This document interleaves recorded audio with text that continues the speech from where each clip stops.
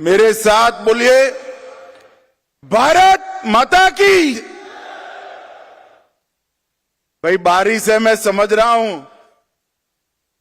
मगर आवाज ऐसी नहीं होनी चाहिए। दोनों हाथ उठाकर समग्र राजस्थान के किसान और सहकारिता को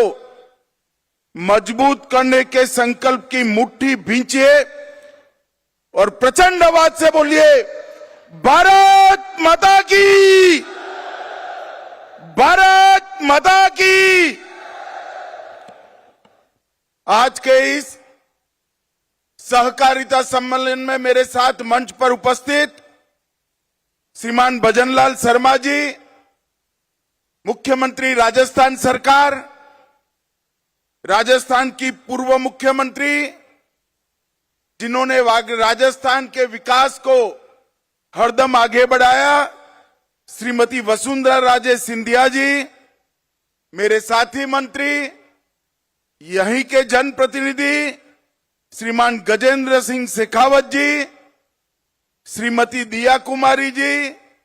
माननीय उप मुख्यमंत्री राजस्थान सरकार डॉक्टर प्रेमचंद बेरवा जी, माननीय उप मुख्यमंत्री राजस्थान सरकार, जिनके निमंत्रण पर मैं आज यहां आया हूं, भाई गौतम दत्त जी, हमारे प्रदेश भाजपा के अध्यक्ष श्रीमान मदन राठौड़ जी, श्री आशीष कुमार भूतानी, सचिव सहकारिता